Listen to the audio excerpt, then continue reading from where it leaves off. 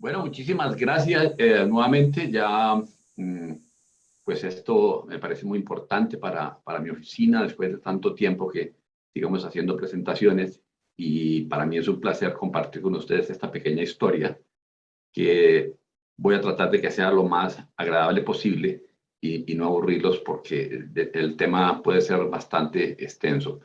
Em, Como todas las historias, esta tema de la prefilatelia, pues tiene un comienzo que es el Correo Mayor de Indias y a partir de allí, pues hay algunos puntos de contenido que vamos a tratar en esta charla, que son los propósitos, establecimiento de correos, una muestra de algunas cartas anteriores a las marcas prefilatélicas, la organización por Antonio José Pando, marcas postales, tarifas, tipos de marcas, unas estafetas de correo que había en la Nueva Granada entre 1770 y 1819.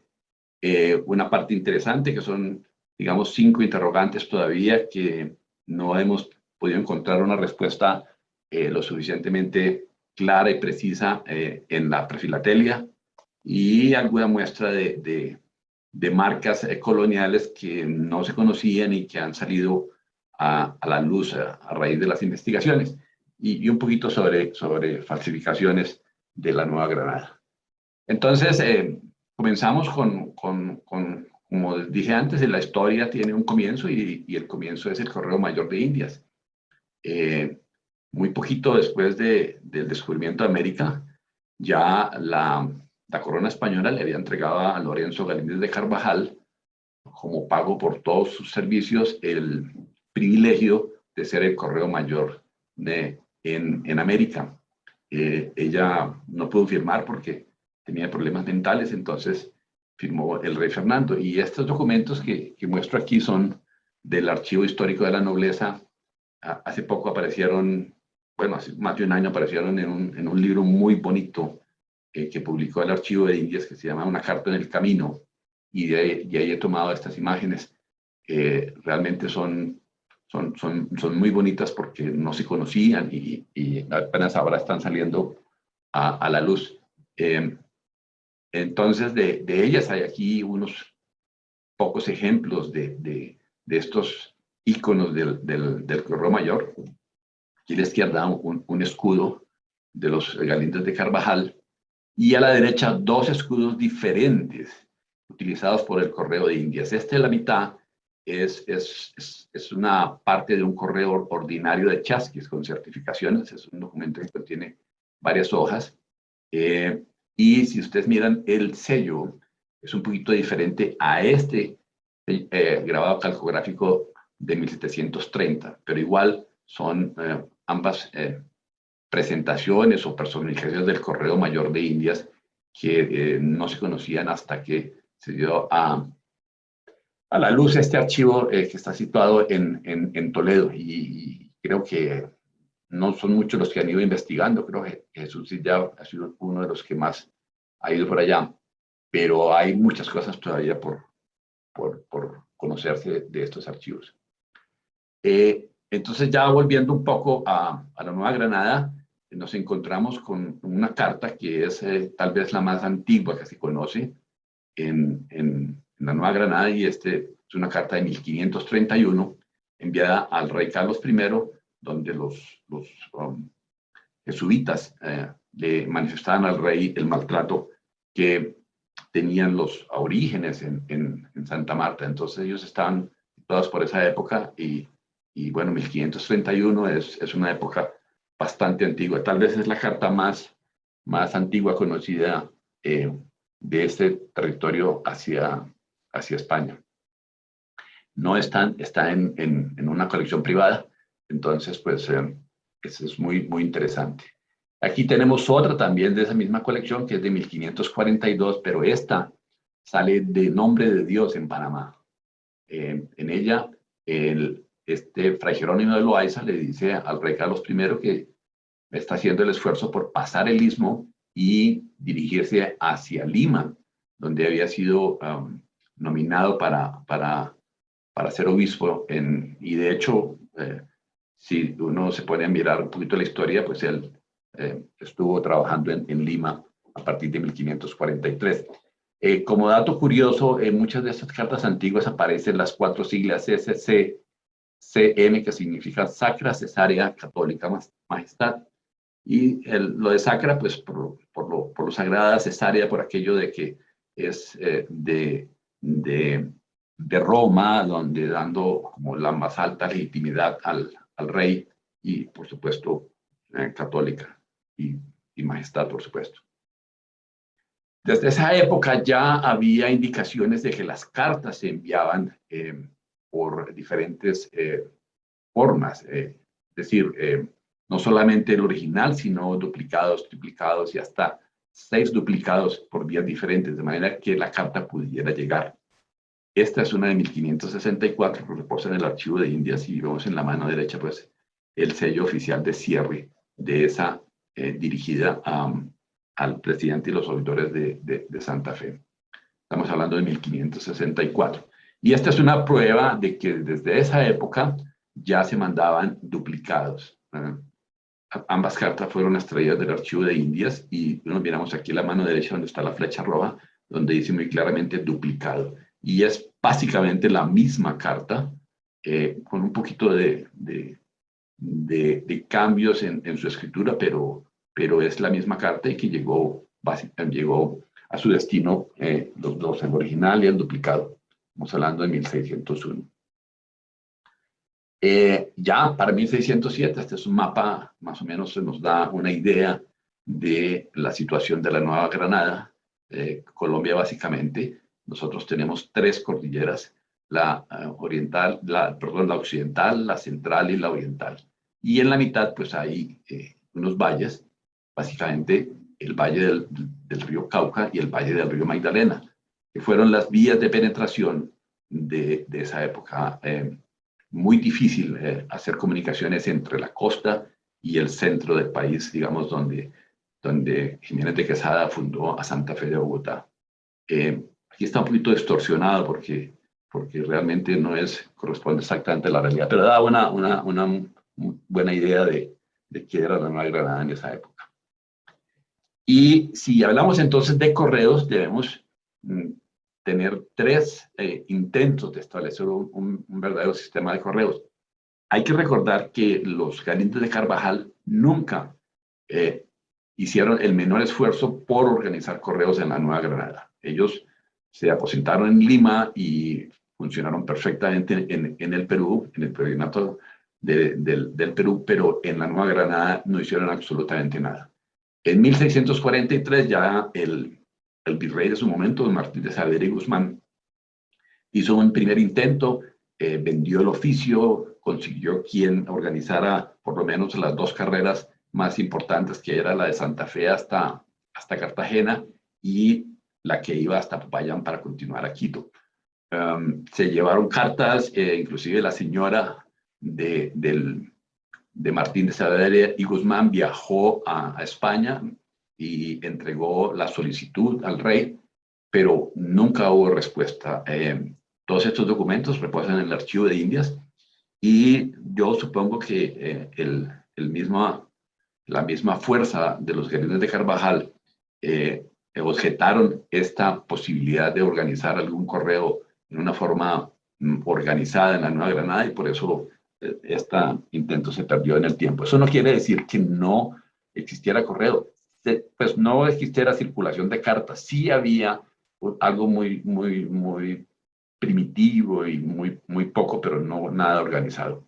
Esta, por ejemplo, es una carta de 1647 y entonces pues está perfectamente dirigida a un pueblo que se llama Soatá en Santander, pero no tiene ninguna marca y ni tiene absolutamente nada. Sencillamente la llevaban por un correo privado o por un chasqui, que eran los que transportaban básicamente eran los mensajeros de correo y así se les denominaban. Un segundo intento ocurrió cuando los Borbones se establecieron a principios del siglo XVIII y hubo un cambio de dinastía. Entonces ellos trataron de formar un sistema de correo y el virrey don Antonio de la Pedrosa y Guerrero pues publicó y se encargó de que existieran unos itinerarios y unas tarifas más o menos organizadas. Esta tarea la continuó el virrey Jorge Villalonga, pero en el tiempo esto se perdió, no hubo el esfuerzo. La Nueva Granada fue nombrado virreinato en 1717, tal vez, y muy prontamente lo volvieron otra vez a volver presidencia. Los terrenos volvieron a pasar a Lima, excepto Panamá, que siguió siendo de la presidencia de la Nueva Granada, hasta 1737, que nuevamente se instauró el virreinato. Entonces, todos estos esfuerzos, digamos, que se perdieron, a pesar del intento de los Borbones por organizar y por tener una mejor comunicación con sus colonias. Básicamente, la necesidad de administrar el oro y las riquezas que salían de estos territorios hacían que la comunicación fuera un tema muchísimo de mayor importancia. Aquí tenemos una carta de 1721 de Santa Fe a Cartagena. Curioso la Cartagena con la X. Y ya la situación se puso tan delicada que el virrey Alfonso Pizarro, en 1750, y con cargo a la Real Hacienda, estableció definitivamente unas carreras de correos, ahora sí, en una forma muy ordenada. La primera de ellas fue la carrera de Santa Fe hacia Cartagena, llegando hasta Honda, que es un puerto en el río Magdalena, y de allí, por Barqueta o por Champán, que se llamaban en ese momento, hasta Monpós. En Monpós, nuevamente, iba un poco por el río hasta Barranca del Rey, y de Barranca del Rey a Cartagena por tierra. A renglón seguido se hizo la carrera de Popayán, pasando por el sur del país. Después de pasar Purificación, subían la montaña en lo que se llama el Paso de Guanacas, llegaban a Popayán y continuaban hacia Quito. Muy interesante esta carta con la indicación de Chasqui, y ese es uno de los grandes interrogantes que vamos a hablar poco más adelante. ¿Por qué en algunas cartas de esa época se colocaba la expresión con Chasqui? Porque solamente en la Nueva Granada se conoce este tipo de indicaciones en las portadas de las cartas. De esto ya ha habido unos escritos muy interesantes. Eugenio de Quesada, que tiene una muy buena colección de esto, nos ha escrito, pero sigue siendo, digamos, una incógnita el por qué solamente en la Nueva Granada se utilizaba esta expresión. Pero solamente fue a partir del siglo XVIII. Cualquier carta que usted encuentre antes de esta época no corresponde con la realidad y puede ser una falsificación. En 1751, entonces, continuaron con dos líneas más. Estas fueron las dos líneas que van hacia Venezuela, una por el oriente y la otra por el occidente, todas que llegan hasta Venezuela y hasta el noreste del país. Pero no fue sino que ya los correos principiaron a funcionar y los representantes de los Galíndez en Colombia, o por lo menos en la Nueva Granada, era el coronel Miguel de Santiesteban, presentaron una demanda a la corona española para hacer respetar sus privilegios. Y pues tanto fue la fuerza que presentaron y el respeto que tenía la corona por estos privilegios, que en 1751 finalmente el rey atendió la demanda y restituyó todos estos, el servicio de correos a los Galíndez de Carvajal. Hubo todo un proceso muy grande porque la corona demandaba que le pagaran todos los gastos que habían hecho, y el sobrante de los ingresos de los servicios de correos, que estaban muy bien detallados, pues le fueron restituidos. A partir de ese momento, entonces ya, digamos, en teoría, los Galíndez de Carvajal nombraron tenientes de correos en las diferentes estafetas de la Nueva Granada, y el correo estuvo funcionando de una manera más fluida. Pero ese ya era como el comienzo del fin. Porque desde 1717, cuando se estableció el correo, cuando le compró España, le compró a los taxis el privilegio que tenía, ya la idea de los Borbones era establecer un servicio de correos mucho más fluido y mucho más preciso, de acuerdo a las nuevas necesidades. A partir de eso, entonces, ya se hicieron muchos arreglos, se nombraron a Jerónimo de Grimaldi como superintendente general de correos y ya venían trabajando en lo que ellos querían, era el primer paso y que constituyó en 1764 la inauguración del correo marítimo. Entonces, eso se ha hablado lo suficiente, hay muchísimos escritos al respecto, muy bien documentados, pero es sencillamente para tenernos una idea de lo que ocurría. Entonces, en ese primer barco que vino en 1764, vino el gran organizador de los correos en América. Él se estableció en Veracruz y esperó hasta 1769.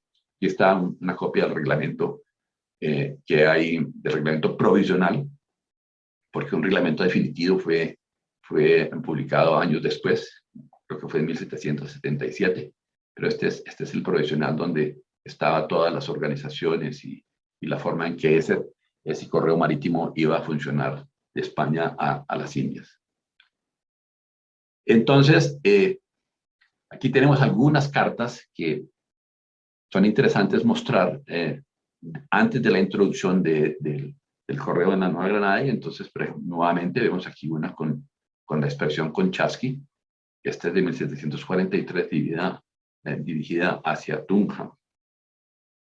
Aquí hay otra que tiene 1758 con una indicación con propio.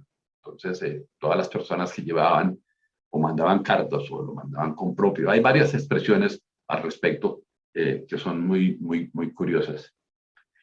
Y esta es la única carta que se conoce que tiene una indicación de porte. Es curioso que no exista nada más, aquí 2 reales que corresponde al porte de una carta sencilla en ese momento, en 1764, entre la ciudad de Barichara, que está por aquí, Barichara, el 23 de agosto de 1764. Y es la única carta que yo he podido encontrar que tiene indicación de portes antes del establecimiento, digamos, del periodo de marcas, o hasta que ingresó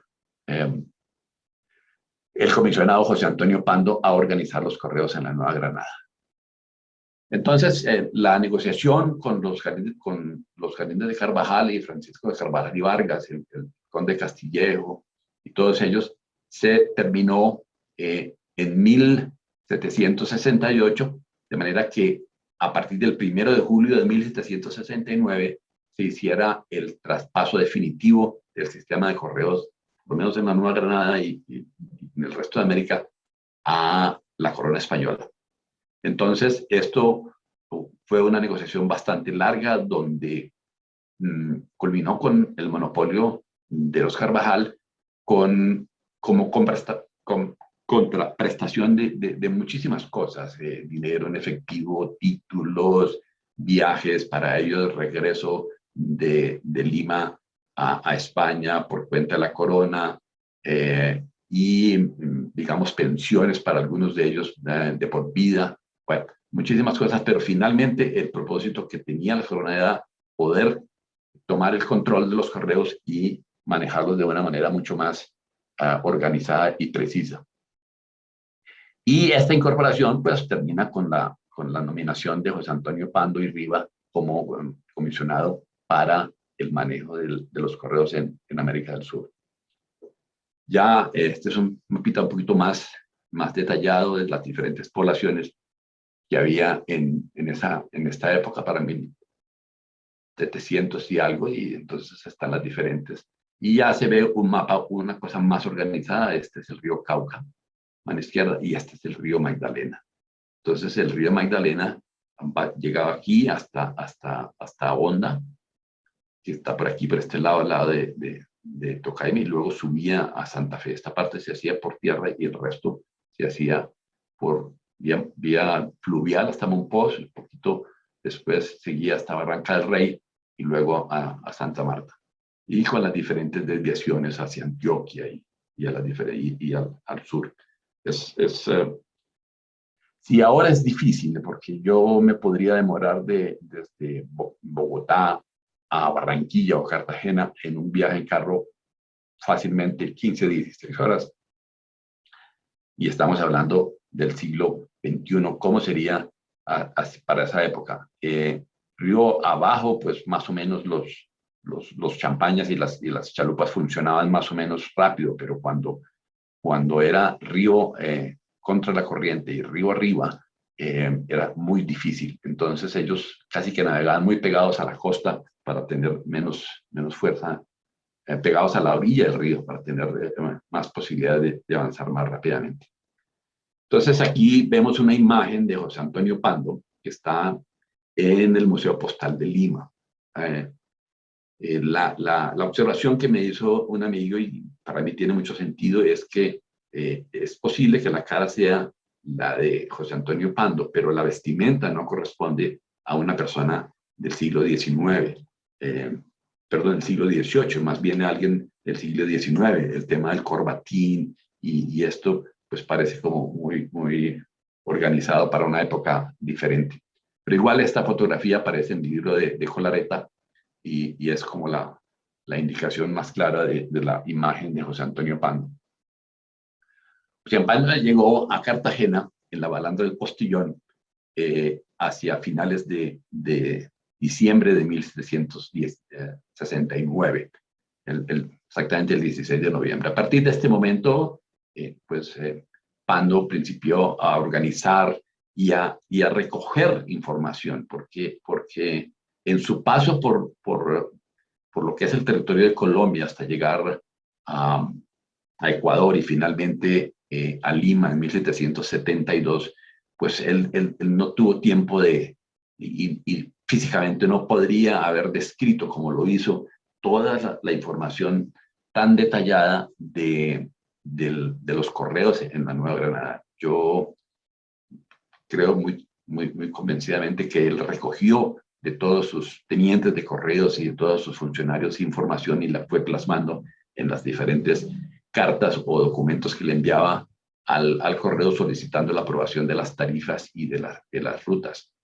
Principió nombrando personajes en Panamá, en Cartagena y en Santa Marta, y siguió hasta Santa Fe de Bogotá. Uno de los documentos que más controvertidos y que contiene mayor información se conoce como el Manifiesto de Pando o el Itinerario Real de Correos del Nuevo Reino de Granada y Tierra Firme. Este documento se encuentra en la Biblioteca Pública de Nueva York. Y hay una historia interesante porque este documento no está completo, le falta la primera y la última página y por eso no se sabe exactamente cuándo fue publicado. Ahorita hablamos un poco de ello, pero lo curioso es que eso estuvo en manos de una persona y según alguien me comentó, él trató de venderlo en Colombia y no tuvo ningún interés. Se lo llevó para una exposición en Nueva York y allá inmediatamente fue adquirido por la biblioteca, el Fondo Lennox en Nueva York. Entonces, en su viaje a Santa Fe, él principió a entregarle al virrey sus reflexiones y sus itinerarios y las tarifas del establecimiento de todos estos correos en la Nueva Granada. Estuvo enfermo porque cuando llegó a Bogotá tenía una disentería muy avanzada. El consumo de aguas era muy delicado y muy peligroso, entonces eran muchos los funcionarios que se enfermaban por eso. Estuvo casi un año postrado en Bogotá hasta que pudo continuar en julio del 71 y finalmente llegó a Lima en mayo del 72, donde se posesionó como administrador principal, pero siguió teniendo influencia sobre la Nueva Granada. Fue muy importante, digamos, toda la creación y la organización que le dio. Una de sus grandes batallas con toda el cuerpo, digamos, gubernativo y los funcionarios coloniales era por las llamadas cartas de oficio. Como el correo era un tema que tenía que producir utilidades porque era un servicio y es como una empresa. Y él peleó muchísimo hasta que obtuvo del gobierno español la orden de que todos los funcionarios, de una manera u otra, excepto el rey, tuvieran que pagar por el uso del correo. De una manera u otra pagaban después o por una serie de cuentas especiales que manejaban, pero hacía que la renta fuera realmente, digamos, beneficiosa para el correo. Y él, siendo su representante, pues necesitaba fondos y cosas para poder funcionar correctamente. Ya establecida, digamos, su organización y sus tarifas y sus recorridos, vemos que hay estas son las dos primeras cartas más antiguas conocidas con marcas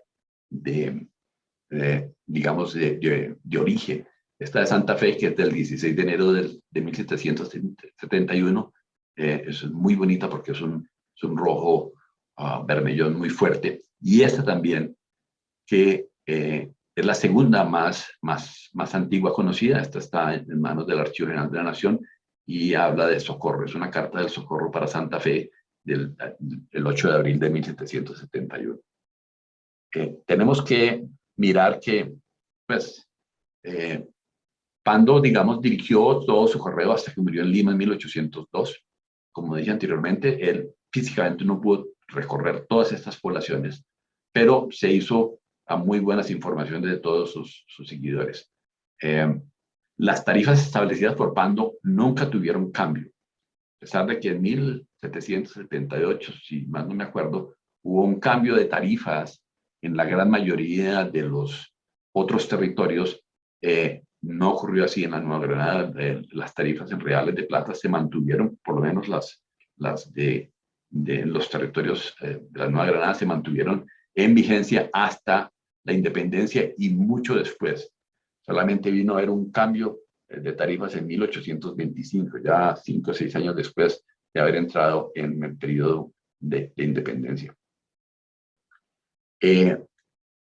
Aquí hay un par de documentos muy interesantes y este es, digamos, una presentación de él cuando hacía nombramientos. Este fue el nombramiento del administrador de la estafeta de Buga en 1772 y esta es de Ibagué en 1774. Muy interesante porque pues está aquí y cuánto era lo que se le pagaba al funcionario de acuerdo al rango. Por ejemplo, aquí le pagaban a este caballero el 20% sobre el producto de las cartas que cobraban en ese momento. Entonces entramos a una cosa que se llama las marcas postales de origen y de porteo. Ya vimos las dos primeras cartas de Santa Fe y de Socorro, donde aparece la marca de origen, o sea, en dónde fue, digamos, puesta la carta al correo.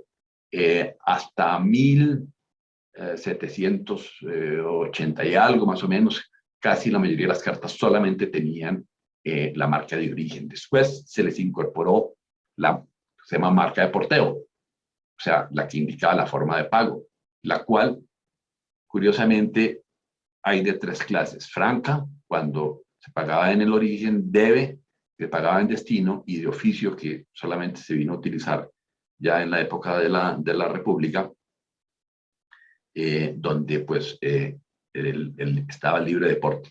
Recordemos que Pando peleó muchísimo porque estas cartas de oficio fueran pagadas de alguna manera u otra por cualquiera que fuera el responsable que las pusiera. También este es el segundo interrogante de la Nueva Granada. ¿Por qué solamente en la Nueva Granada existen marcas de porteo con debe? No hay otra región que utilice este sistema. Estamos hablando de parte de Venezuela y un poco de la parte de Ecuador, pero el resto de América, Perú, la Nueva España, ninguno utilizaba la marca DD. Que hay unas pequeñas cartas de esas con las marcas de origen. Este es Girón de 1773, que es la más antigua conocida de esa población. Esta otra, y ya venimos hablando del debe, a pesar de que hay anteriores a estas con debe, por ahí 1792, 94 más o menos, y esta es de un pueblo que se llama Cácota de Suratá, con un porte de 3 reales, dirigida a Santa Fe, y aquí está el contenido de la carta, muy claro, mostrando julio 10 de 1798. Entramos al tema de tarifas, a pesar como hay tantísimas estafetas y por supuesto tarifas entre un sitio y otro, pues se volvería muy largo hacer una recopilación. Pero quiero mostrar aquí un pequeño desarrollo de cómo se comportaban las tarifas a partir de 1719, cuando hubo la primera, digamos, la segunda intento de establecer correos entre Santa Fe y Popayán. Digamos, era 3, y solamente había 2 categorías, sencillas y de onza. 3 reales y 4 reales. En 1750 este mismo valor bajó casi que a la mitad o a la mitad exactamente, y se siguió manejando en estos territorios cartas sencillas y de onza. ¿Por qué sencillas y de onza? Pues no está muy claro, porque en otros territorios había otras categorías. Y en algunas regiones donde había fuentes de oro, se pagaba en lo que se llama tomines, o sea, digamos, en granos de oro, porque pues la moneda que circulaba en esa zona, sobre todo en Antioquia y en Chocó, era en oro. Seguimos aquí ya, 1758, 59, 60, ya se extendió el periodo, digamos, en 1770, perdón, ya habían abierto unas carreras para el Chocó, y aquí hay tarifas en 2 categorías. Cuando llegó Pando, él estableció lo mismo que ocurría en España, 3 categorías, sencillas, dobles y de onza. O sea, la carta triple, y ese es otro de los grandes interrogantes, no se utilizó, o por lo menos nunca quedó registrada, excepto en el manifiesto de Pando. Pero el manifiesto de Pando, según algunos historiadores, dice que no tuvo vigencia. Yo digo que sí, y estoy terminando un artículo que espero publicar el año entrante en la revista Academos sobre digamos, la importancia de las cartas triples y por qué las cartas triples sí realmente fueron funcionando. Sí funcionaron. ¿A partir de cuándo? No sabemos. Ese es otro de los grandes integrantes, porque no existen, y ya algunos han, digamos, rebuscado en el archivo de India si existe alguna documentación a partir de qué momento las cartas triples se pusieron en funcionamiento. No hay una claridad, pero sí existen, y a partir de 1776 aparecen las primeras cartas que estas tarifas aparecen aplicadas en el manifiesto de Pando. Pero el problema es que el manifiesto de Pando no tiene una fecha. Sí tiene algunas ideas de cuándo pudo haber sido publicado. Seguramente fue publicado en Lima antes de 1777, porque va dirigido al marqués de Grimaldi, y el marqués de Grimaldi dejó su cargo en 1777. Entonces, tuvo que, era dirigido a él, porque aparece perfectamente dirigida a él, y por eso creemos que en algún momento puede ser publicado. Lo curioso es que solamente exista un solo ejemplar. No me cabe en la cabeza que ni siquiera en el archivo de Indias han encontrado un ejemplar de este manifiesto de Pando. Pero estas cartas, estas tarifas que aparecen aquí como cartas triples, fueron perfectamente circuladas a partir de 1776. Tenemos un ejemplo aquí más o menos de cómo eran las indicaciones de cómo Pando iba indicando las tarifas, entonces sencillas, dobles y de onza. Están los valores entre las diferentes ciudades. Este es para la carrera de Tunja Villa de Leyva, tal y tal. Entonces 1, 1,5 y 2. Y otro hecho curioso es que para la misma época aproximadamente aparecieron las tarifas de Venezuela, de la Capitanía de Venezuela, pero estas sí aparecen con 4 categorías. Y es la única parte que corresponde con cuatro categorías. ¿Por qué en Venezuela o en la Capitanía de Venezuela sí aparecen las cartas triples y en la Nueva Granada no? Bueno, ese sí no hemos podido encontrar. Y esta es una fotocopia de una de las páginas interiores del conocido Manifiesto de Pando, que aquí está el sellito de la Universidad, del Fondo Lennox en Nueva York, y por eso habla de itinerario de correos en la Nueva Granada de Tierra Firme. Y aquí están los valores en 4 categorías, 2, 3, 3,5, 4, y dependiendo para dónde fuera. Entonces, está muy declarada, muy bien detallado todos los valores, muy bien escrito. Él muestra las rutas, las distancias, los funcionarios que nombró en su momento y todas las tarifas muy claras de un sitio para otro. Como digo, aparece el tema de las cartas triples, los cuales en sus otros documentos no aparecen. Miramos que aquí solamente habla de 3 categorías y aquí tenemos las 4 categorías. Es un asunto todavía para seguir ahondando a ver si encontramos una respuesta más positiva más adelante. Y este es un cuadro que yo he realizado, es digamos, de mi propia invención, no es lo último, pero sí, digamos, lo que más se acerca, y es los diferentes tipos de marcas que hubo en la colonia y en la república. Llegamos hasta 12 diferentes tipos, de los cuales hasta los 6 fueron los que más se utilizaron, principalmente en la época colonial, y estos a partir ya en la época republicana. Entonces, tenemos marcas lineales de porteo, sin porteo, con porteo, las famosas marcas patrióticas que ya hablamos, y marcas lineales con indias y de porteo y recuadro con indias, y la última marca de porteo en recuadro y o en círculo. Entonces, una pequeña indicación más o menos de cómo eran las marcas. Estas son las lineales del tipo 1, solamente la población, mostrando el origen. Ya el tipo 2 ya es con el porteo, entonces charalá, franca. Las hay lineales, las hay en recuadro, bueno, hay muchísimas, las hay en color negro, sepia, rojo, bueno. Esta es la famosa marca patriótica que ya hablamos de este tema, Viva Fernando VII. Esta es muy curiosa porque es en un color azulado, lo cual es bastante raro. Esta tiene el Viva Fernando VII invertido 2 veces, o sea, arriba y abajo. El otro tipo ya es el Indias. Entonces, en Indias tenemos que mirar por qué Indias, y hay Indias con Y y hay Indias con I latina. ¿Y por qué Indias?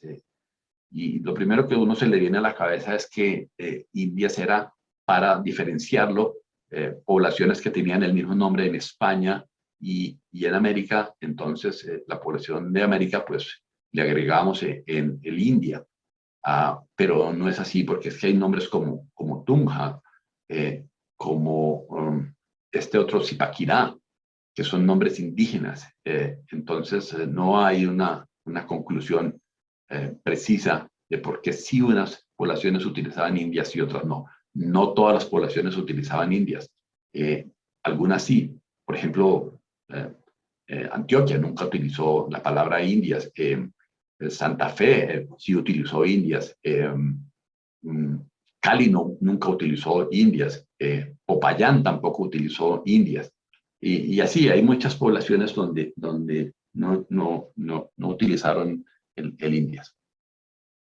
Ya este es el tipo sexto, que es el lineal en recuadro, entonces Tocaima y San José de Cúcuta en Franca. Entonces hay muchísima creatividad en todas estas marcas y es un tema muy, muy, muy extenso. Como dije, hasta el tipo sexto más o menos se utilizaron en la época colonial y a partir de allí todas son ya marcas republicanas. Hay muchísima riqueza en esta versatilidad de la Nueva Granada.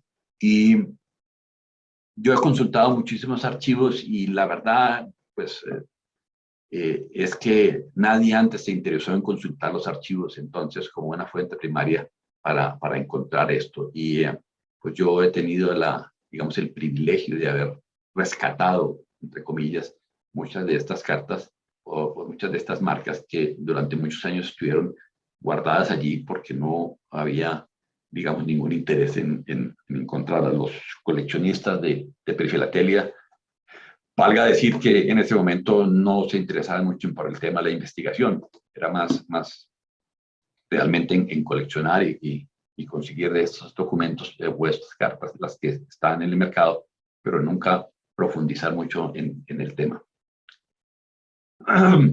Y esta es una pequeña muestra de las diferentes estafetas que había en la Nueva Granada hasta 1819. Estamos hablando de unas 118 más o menos poblaciones, básicamente a lo largo del río Magdalena, del río Cauca, y estos eran los ramales de las diferentes carreras o rutas, si podríamos llamar así, a partir de Santa Fe y a partir de muchos lados, para llegar y continuar hasta el Ecuador. La parte de Panamá toda se hacía por vía marítima y algunos correos seguían ya de Panamá hacia el sur por vía marítima.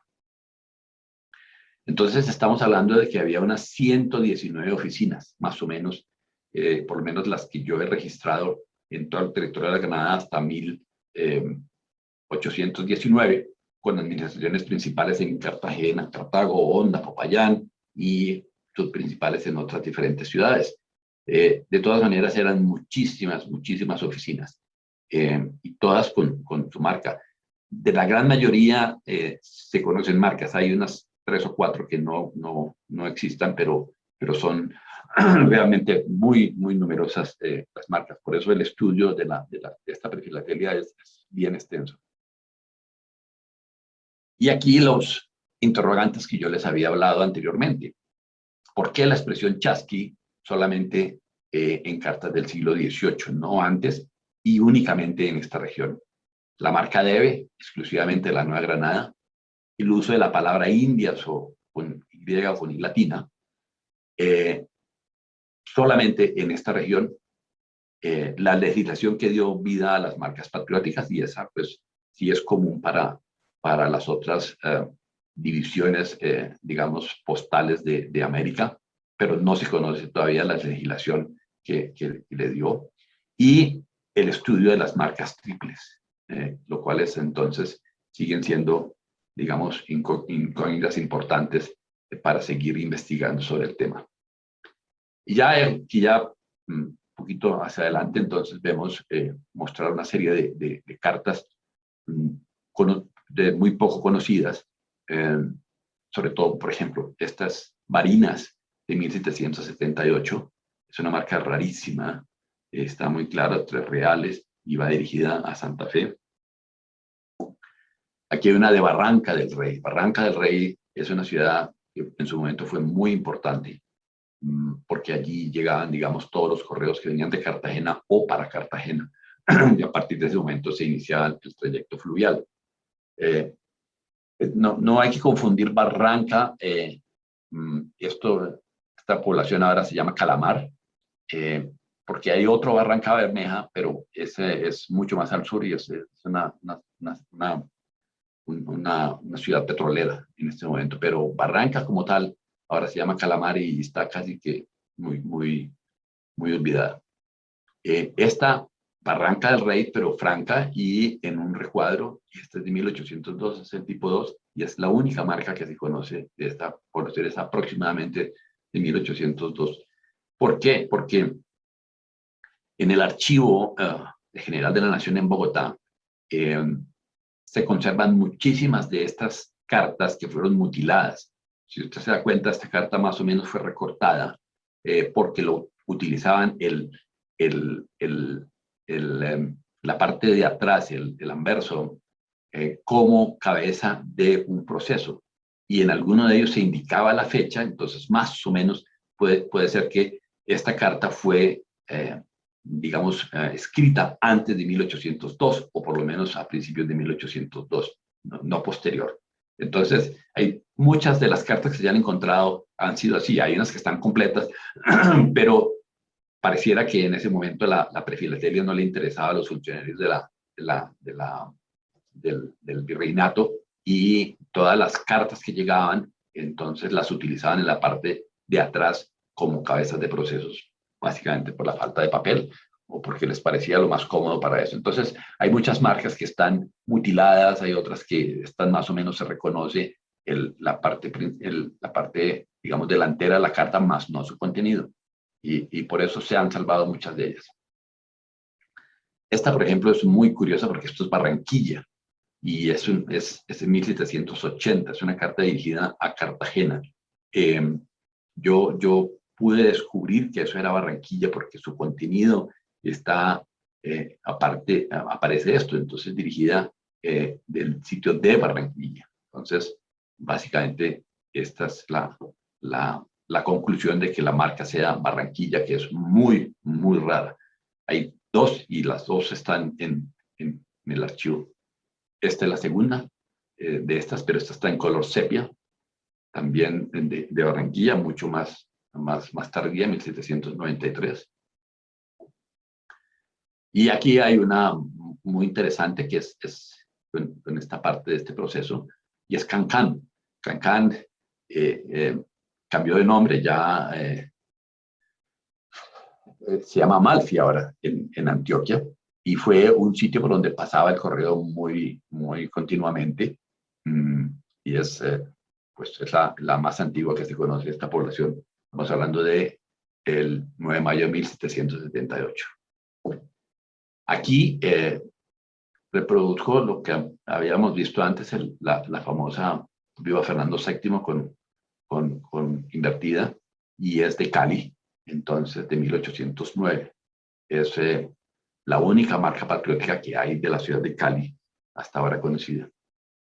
Y este señor Juan Barrios era un comerciante muy importante que hubo en el siglo XIX y finales del XVIII en la Nueva Granada. De él hay una correspondencia muy, muy extensa en el archivo. Hay por lo menos 200 cartas de él, dirigidas a él o a algunos de sus asociados, porque era un comerciante muy importante de esa época. Para los amigos de Ecuador, esta está en el archivo de Escañar, que también es una población importante de la audiencia de Quito, y no hay muchas de estas marcas. Este es 1809. La más antigua de Cartagena, y curiosamente uno podía pensar de que las marcas todas al principio eran en color vermellón o en rojo, ¿no? Cartagena y Santa Marta, ahora veremos otra Santa Marta, están en color negro, y esta es la más antigua que se conoce de Cartagena, de 1773, del tipo 1. Y hay dos, porque la A y la R difieren un poquito en cuanto a su composición. Por eso este es tipo 1. Sin olvidar que Cartago es una ciudad muy importante, bueno, digamos, fue fundada en 1540 y algo más o menos por uno de esos bárbaros que vino desde el sur, por Jorge Robledo, y básicamente porque era una región donde convergía muchísimo oro. Entonces, todas las poblaciones donde había oro y minerales, pues eran importantes, por lo menos las consideran importantes. Y esta tiene en la parte de la solapa está la expresión franqueada, que no era muy común en esa época. Una carta dirigida a Cítará, que en este momento es lo que se llama Quibdó, en la parte del occidental de Colombia, en la región del Chocó. Otra Cartago franca, esta es ya certificada, muy interesante, y es el tipo 2 de Cartago, una carta dirigida a Cali con las estrellitas o con las partes cruzadas indicando que era una carta certificada. Y aquí el valor correspondiente, que aparecía cuánto era el porte y que correspondía a la parte de la certificación. Ya hacia el oriente colombiano, en la parte de Santander, está este pueblo que se llama Charalá. Entonces, esta es una marca de 1801 y es la más antigua que se conoce de esa zona. De esto vamos a hablar un poco más adelante porque desafortunadamente de esa región del país ha habido muchísimas falsificaciones y ahora hablaremos un poquito de ese tema. Pero básicamente la gran mayoría de las falsificaciones que se conocen vienen de esa zona de Santander. Y este es uno de los ejemplos que yo le decía de que las cartas las mutilaban. Y esto es lo que queda de una población que se llama Cocuy, en la parte oriental de Colombia, en lo que es hoy el departamento de Boyacá. Y bueno, aquí está la parte delantera y lo que hay en la parte trasera. Entonces la cortaron por la mitad y la otra mitad, quién sabe dónde estará, si es que aparece, y no tiene ninguna fecha. Luego podemos suponer que salga hacia 1790 y algo más o menos. Es muy raro este Cucuy, que era una población muy pequeña, y en ella no había oro, había sal, que era, digamos, el producto más importante que tenían en esta zona. Cúcuta, también la más antigua que se conoce, muy curiosa, y nuevamente el mismo tema, son cartas que han sido mutiladas. Aquí hay un 2 más o menos para indicar el franqueo, Iberia de Santa Fe, pero no hay nada más. Esta es muy bonita porque está escrita el Viva Fernando VII a mano y es de Espinal, dirigida a Fusagasugá con todo su contenido. Entonces podremos realmente leer todo lo que ocurre en la carta, porque la carta se encuentra perfectamente completa y es si aparte de algún proceso, no sé, criminal o alguna cosa de esa época. Este es San José de Cúcuta y es la única marca que se conoce de este tipo, redonda, que es muy parecido a las que se usan en Panamá, con este círculo, y la marca de porteo aparte también en círculo para indicar que es franca, con dos reales de plata de porteo hasta Santa Fe, y indica aquí con 25 pesos. Entonces, incluían ahí parte del dinero en esa parte. Una de mis primeras marcas que yo encontré en el archivo y me dio mucha dificultad verificar de dónde era, y esta corresponde a Guayaquil. Yo no conocía las marcas de Guayaquil y no me parecía como plausible que fuera de Guayaquil. Y yo durante mucho tiempo pensé que correspondía a una región minera que se llama Guamoco. Pero definitivamente es Guayaquil. Y está alrededor entonces lo que escribieron en esa cosa. Entonces corresponde a 1773. Hay dos de esas conocidas en el archivo.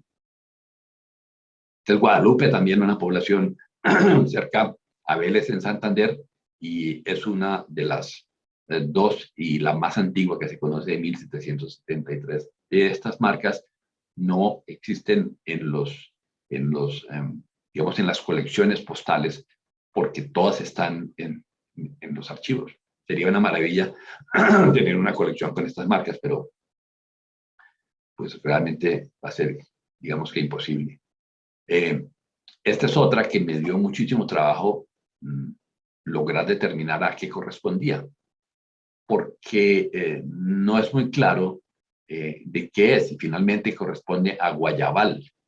Guayabal es un pueblo que ahorita se llama La Mesa, y está muy cerquita a Bogotá, La Mesa de Juan Díaz. Entonces aquí está toda la historia de cómo se creó el pueblo y tal, y finalmente es esta marca, pues la más antigua que se conoce de esa población. Y aquí hay otra muy curiosa, porque esta es una carta de una población que está en el Chocó, entonces, y que se llama Juntas. La carta va dirigida a Novita, y es la única que se conoce de esta población. Es una marca muy rara. Esta medida en negativo también es muy curiosa. 3 reales dirigida a Santa Fe. Yo creo que yo he mirado, por lo menos donde he podido encontrar recopilación de marcas de Venezuela, y ninguno de los investigadores de la perfilatelia de Venezuela, Baños y tal vez otro de ellos, nunca registraron estas marcas dentro de sus hallazgos. Neiva 1773 en color negro, muy simpática. Oiva Franca, también un fragmento, digamos, de una carta, no se sabe la fecha, pero puede ser alrededor de 1796, entonces debe ser un paquete grande porque tiene un porte de 12,5 reales. Páramo es un pueblo que está cerca al Socorro, más o menos 90 kilómetros de Bucaramanga, también muy interesante. Hay algunas falsificaciones de este páramo que hay que tener cuidado. Piedras también es una población muy rara, 1805, a pesar de que fue fundada en 1552, pero no se conocía anteriormente, sino esta es la marca más antigua y estamos hablando de 1805, es bastante tardía. Pore, en la parte de los llanos orientales, por donde pasó, digamos, Bolívar en su trayectoria desde Venezuela para la reconquista de la Nueva Granada, y Pore fue una ciudad muy importante. Es una marca muy bonita porque tiene un rojo vermellón bien marcado. Y Pore, pero el mismo Pore, pero ya en tinta azul. También no sabemos exactamente la fecha, pero que es un pedazo, un fragmento. Y Portobelo, esta es tal vez una de las más antiguas. Lo mismo, pasa lo mismo, solamente es una parte del fragmento de lo que quedó de la carta de Portobelo, y era en forma oficial tal vez, y no conocemos el resto. Entonces, 1700, no podríamos determinar su fecha. Puerto Real es la única carta de esa población. Algunas poblaciones, cuando vino la República, cambiaron de nombre. Ya por ejemplo, que se llamaba Puerto Real, se convirtió en Puerto Nacional. Y hay otro también que tiene una marca parecida, que es Puente Real, y ahora es Puente Nacional, ¿sí? Una marca muy importante para David y su colección. Este es Riohacha, 1779, dirigida a Santa Fe. Es una carta que está completa y es una de las 3 más antiguas, también en color negro, dirigida al virrey Manuel Antonio Flores. Riohacha en rojo, dirigida a Cartagena al virrey también, Caballero y Góngora, y curiosamente gobernó desde Cartagena, no desde Santa Fe, como hicieron los otros virreyes. El señor estuvo casi todo su mandato en Cartagena. Y esta es muy curiosa, tampoco está en ninguno de los digamos, de los libros o de los descubrimientos de Venezuela, y este es San Antonio. Hay 3 cartas de esta, todas con su contenido perfectamente definidas, marzo 12, 1772, y aquí está la apóstrofe de San Antonio, dirigidas a San José de Cúcuta. Son muy bonitas, realmente. Ya les había dado Santa Marta, que esta es en color negro, es la más antigua que se conoce, y es una carta con certificación de 1776. también una parte de un fragmento, pero afortunadamente se conserva toda la parte del frontal de la carta. Santa Rosa de Purificación es un pueblo por allá, por Boyacá también, 1813. No quiero cansarlos mucho con las tres marcas. Esta es una certificada de Santa Fe para Honda. Este es otro pueblo de Santander conocido como Santa Rosa. Hay varios Santa Rosas en Colombia, hay Santa Rosa de Viterbo, Santa Rosa en Viterbo, hay Santa Rosa de Osos en Antioquia y hay otro Santa Rosa, pero no me acuerdo. Esos dos tenían Santa Rosa. Este es el tipo 2 de Santa Rosa de 1789 y este es el tipo 3 de Santa Rosa, ya en un recuadro indicando la marca de porteo. Santiago, que es en Arauca, cerca de Pore también, por la parte donde inició el Bolívar su proceso de independencia. Salazar Franca, es muy curioso, es una población cerquita a Santa Fe. Nuevamente se rescata parte de la carta porque el contenido pues no tiene que ver con eso, sino que lo utilizaron para otra cosa. San Martín, en Franca, de 1813. San Martín es una población también de los llanos orientales. Sátiva es un pueblo en Boyacá, en color negro, muy bonita. Sátiva, pero ya en color sepia. Serinza, otra población de Santander, 1773. Simití. Y Simití tiene una gran importancia porque fue un gran centro de producción de oro y es la más antigua que se conoce de esta estafeta. Y Paquirá, nuevamente, vemos que es un nombre de indígena y hay Zipaquirá francas y luego, posteriormente, ya hacia finales del siglo, aparece como Zipaquirá indias. Y aquí está, Zipaquirá indias francas. Entonces, esto es 1816. ¿Y por qué le pusieron el Indias? No, anteriormente no lo ponían, pero para esta época sí le pusieron el Indias. Socorro, en este pequeño marca en la carta en color negro, Socorro, es diferente al otro Socorro que habíamos visto al principio, que es en tinta roja. Este ya es en una carta del mismo Socorro, en color negro, de 1778. Esta es de 1816 y ya con Socorro Indias.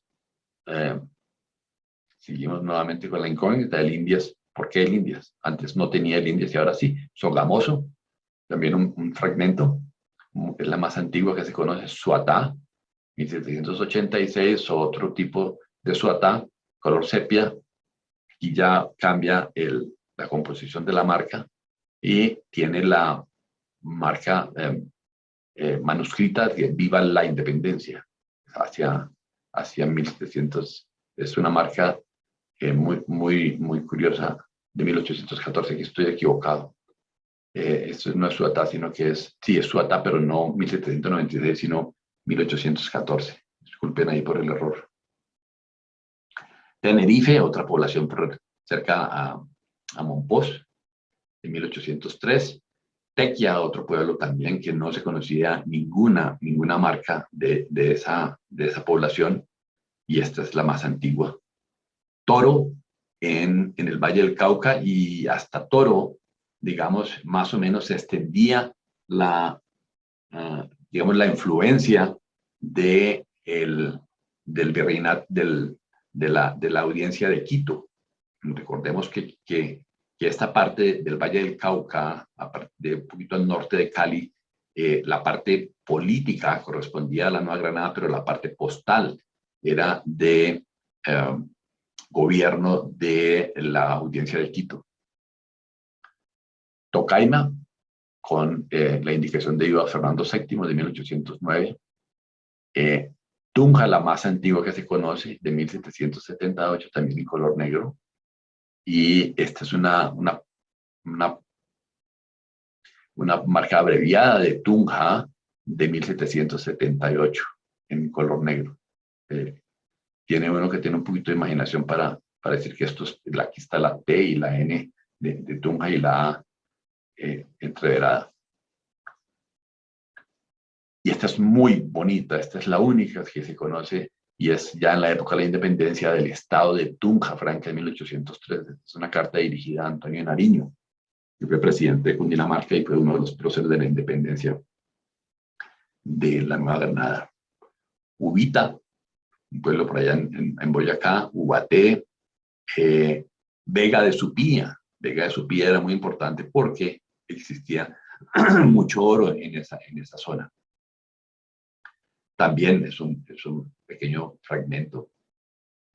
Vélez, la carta está completa y es la más antigua que se conoce de 1777. Ibagué, esta es una carta con certificación de 1780. Ibagué Franca con pagador reales dirigida a Honda y toda la parte de la certificación. Es muy, muy curioso. Y ya para terminar, entonces, quiero hablar un poquito del tema de falsificaciones y la mejor forma de autenticar una marca prefilatélica es confrontándola con una original. Hasta hace, ¿qué diría yo? Por ahí unos 15 años, 20 años más o menos, las falsificaciones de las marcas prefilatélicas eran casi que inexistentes en Colombia. Yo no he podido encontrar ninguna marca falsificada hasta ese periodo. Pero entraron a contaminar dos archivos, uno que era de la ciudad de Neiva y principiaron a salir muy pocas marcas falsificadas utilizando cartas originales que habían extraído de un archivo de esos. Entonces le fabricaban una marca, la aplicaban sobre la carta y la hacían parecer como auténtica. El poco conocimiento que se conocía de esas marcas nuevas, lógicamente llamaba mucho la atención a los coleccionistas y por eso los lograban engañar. Después apareció masivamente una enorme cantidad de marcas prefilatélicas de la zona de Santander, del noroeste noreste de Colombia. Y allí lo hicieron de una forma masiva. También asaltaron un archivo de la ciudad de San Gil, que era un archivo colonial muy antiguo, con muchas cartas, y sobre esas cartas originales, con papel original y todo perfectamente legítimo, se inventaron una cantidad de marcas increíbles. Yo no sé cuántas hay falsas, pero son muchas. Puede haber más de 100 de ellas. Entonces hay uno que tiene que tener muchísimo cuidado, sobre todo con esa parte de Colombia. Y es una pena decirlo, pero le han hecho un daño enorme a la prefilatelia y a la historia postal de Colombia. Y bueno, muchísimas gracias por su atención y espero no haberlos aburrido muchísimo con esto. Y muchas gracias nuevamente por la atención. Gracias a ti, Manuel. Muchas gracias. Excelente. Pasamos a las preguntas para Manuel, si usted hay alguna por ahí.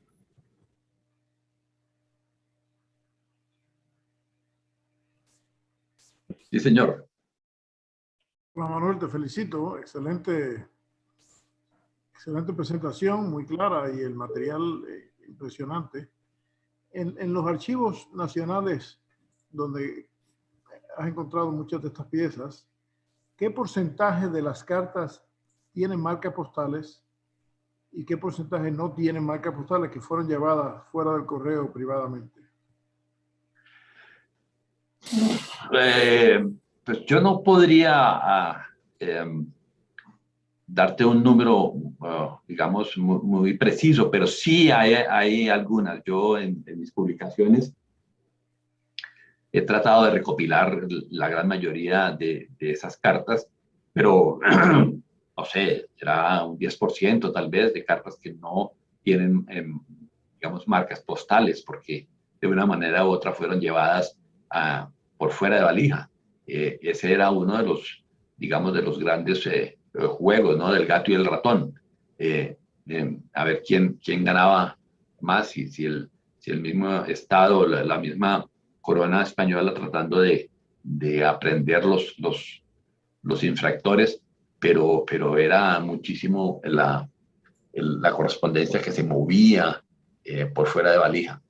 Desafortunadamente es casi que imposible, Yamil, dar un porcentaje porque pues lo que se ha podido, digamos, detallar es lo que está en archivos, pero lo que nunca ha estado en archivos o que nunca quedó en archivos, pues debe ser enorme y nunca quedó registrado en ninguna parte. Por eso es muy difícil, digamos, mostrar un porcentaje de entre lo que viajó por correo y lo que no viajó por correo.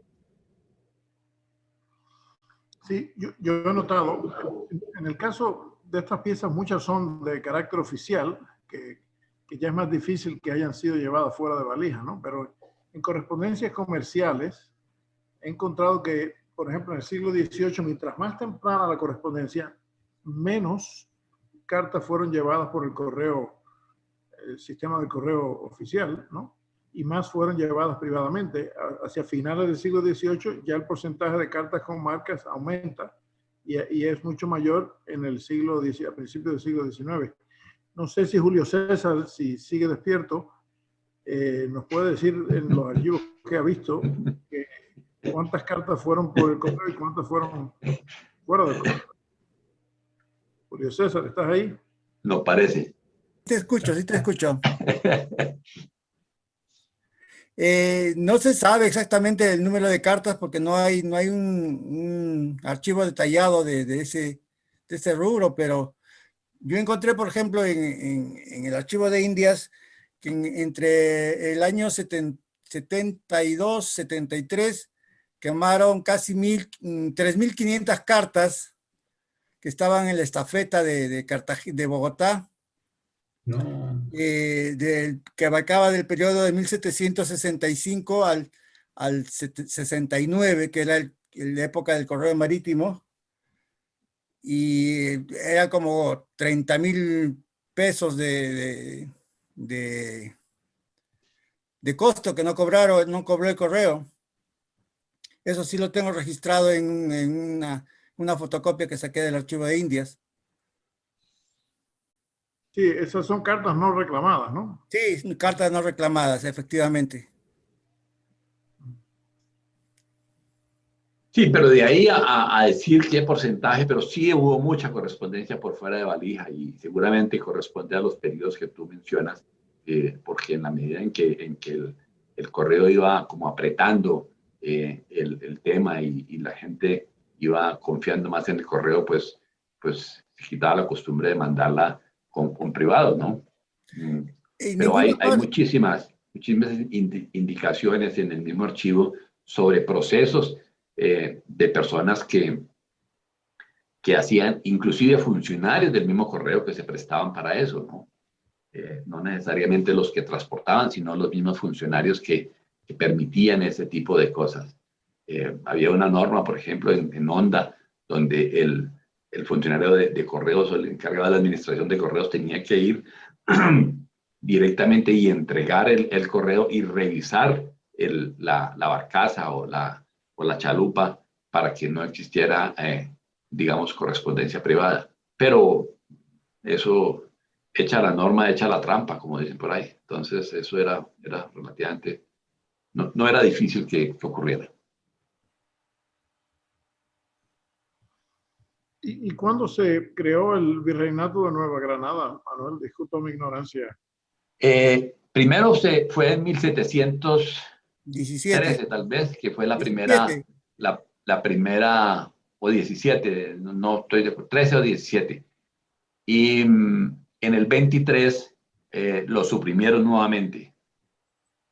Volvió otra vez a hacer presidencia, como te digo, con la parte de Panamá que correspondía a Lima, le quedó a la Nueva Granada, y en 1737 nuevamente se reinstauró el virreinato.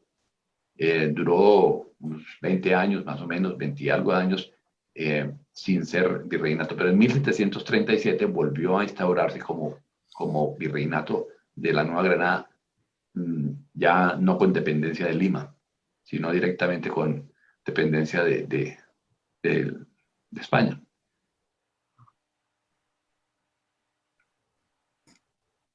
Es que hubo como los Borbones querían, digamos, tener un mayor control de sus territorios y por eso dividieron un poquito y abrieron los más virreinatos, pero no les fue posible y las mismas guerras y las mismas falta de comunicación fue muriéndose eso, entonces lo cancelaron prontamente y volvieron a instalarlo en 1737, ya en una forma más ordenada.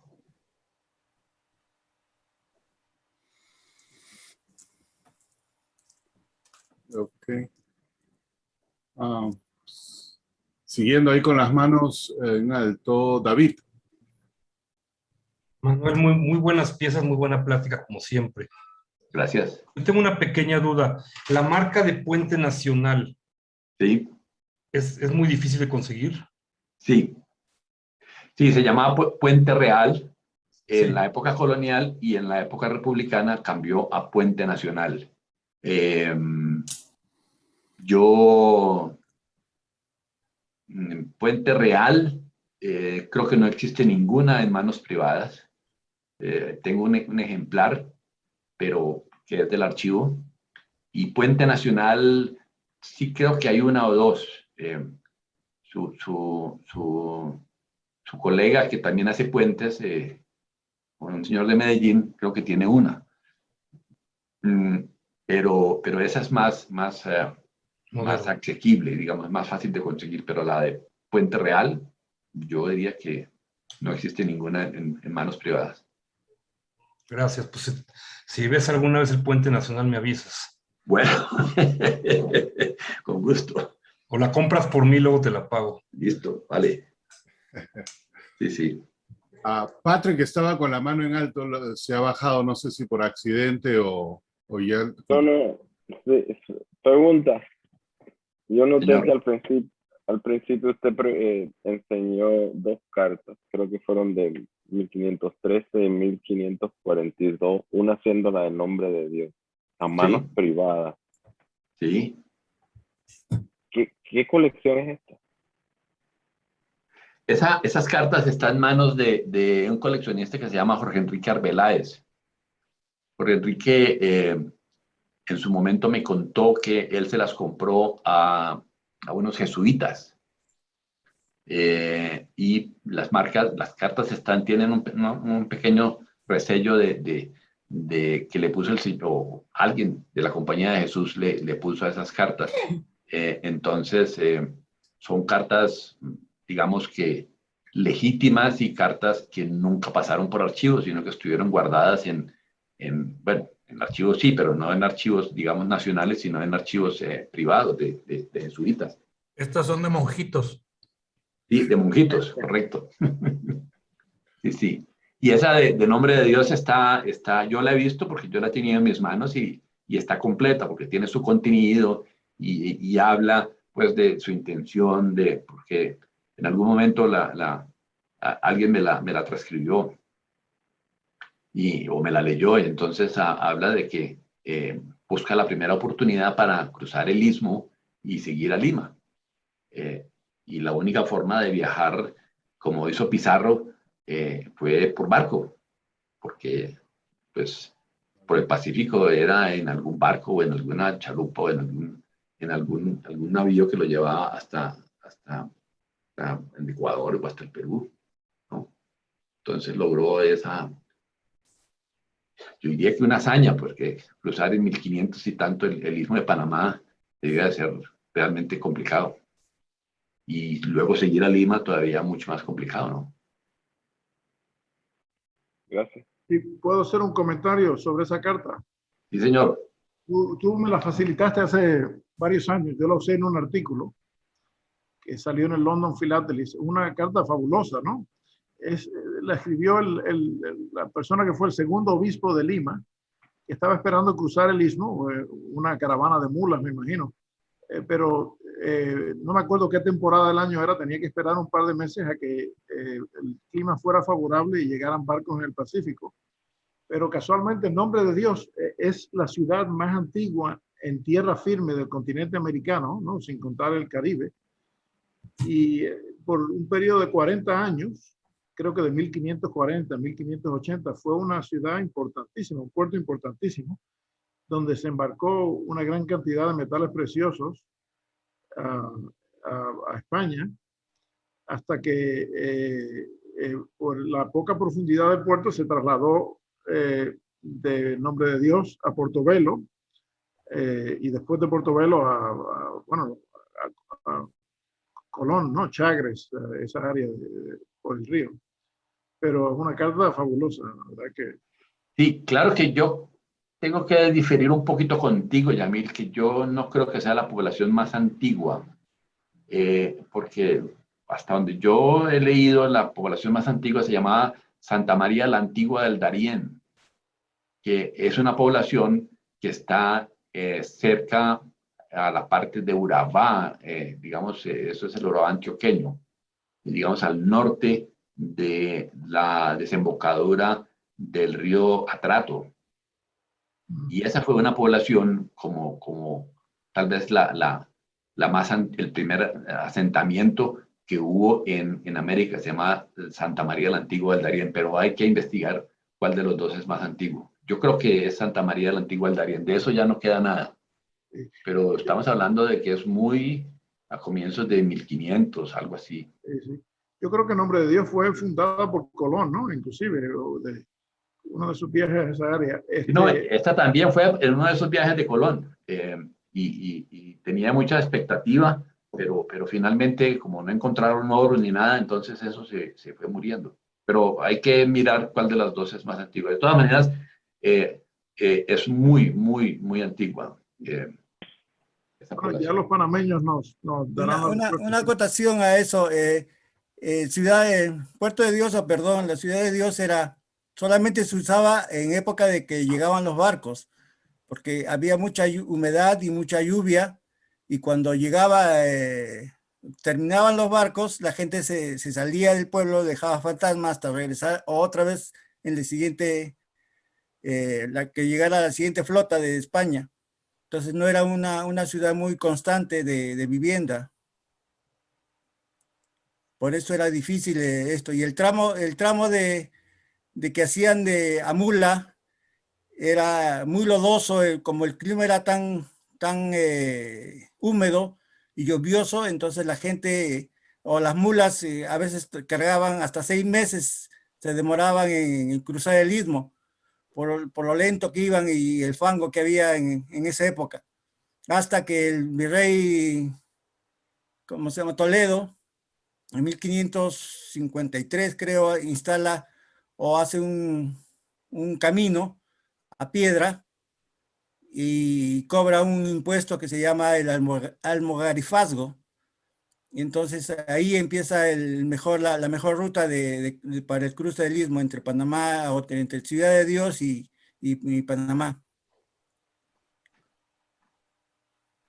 ¿Qué dice Patrick al respecto?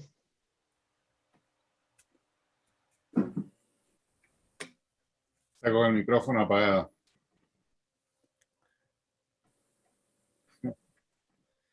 Buenas noches, ¿me escuchan? Sí, señor, ahora sí. Ahí está. Bueno, habla Eduardo Viana de Panamá. Muchas felicitaciones, Manuel Arango. ¿Cómo estás? Siempre Gracias. nos sorprende con tu charla. Tus charlas son fenomenales, yo no trato de no perdérmelas.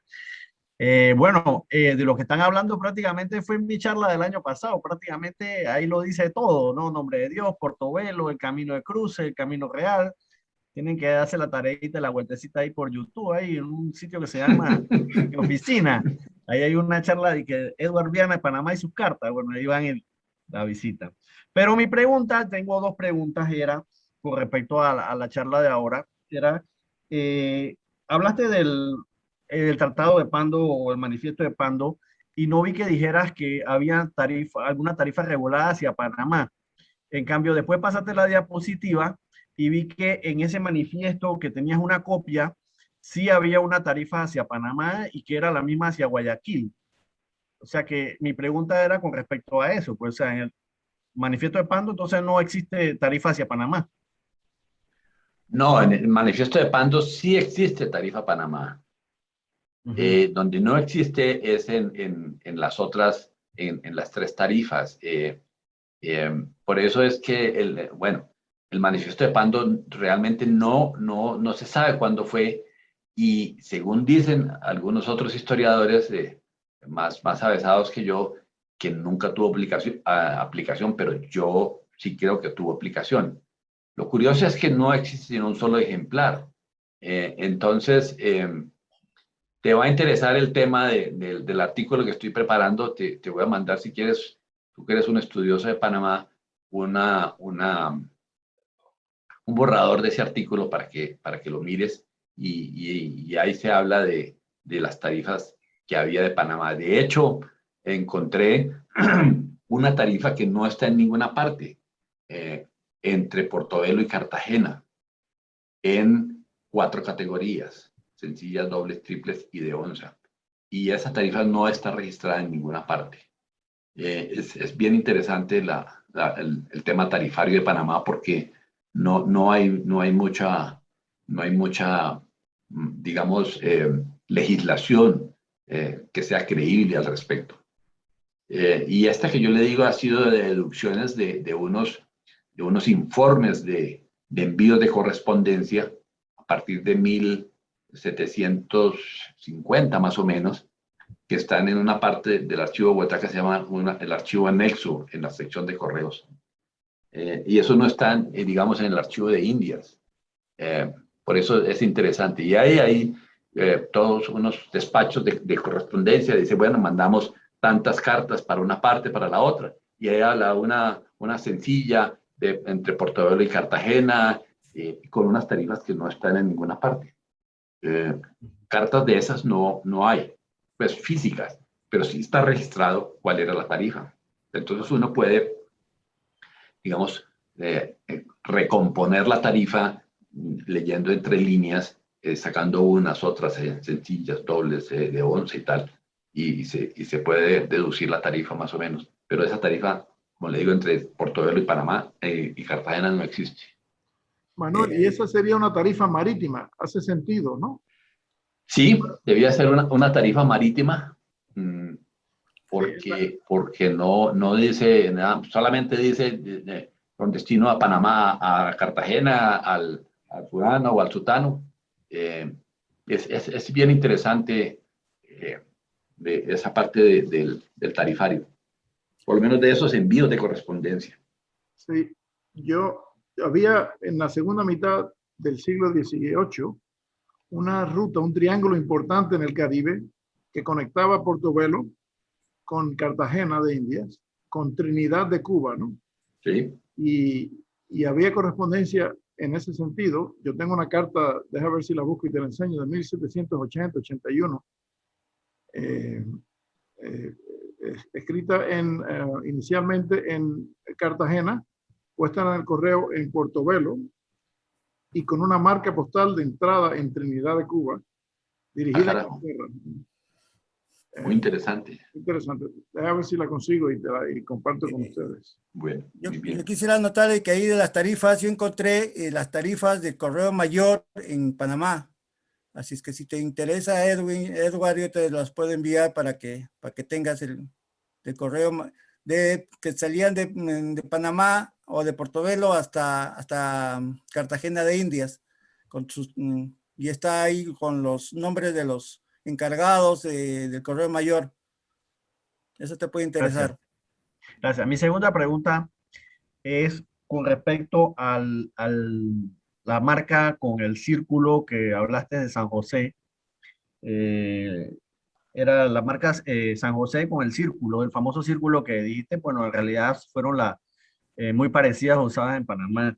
Yo creo que una vez te pregunté si había algún tipo de, digamos, de tarifa o de alguna legislación que diera inicio a ese tipo de marca, porque nosotros tenemos en Panamá ese hueco, todavía no lo hemos encontrado ni por tierra, ni por aire, ni por nada.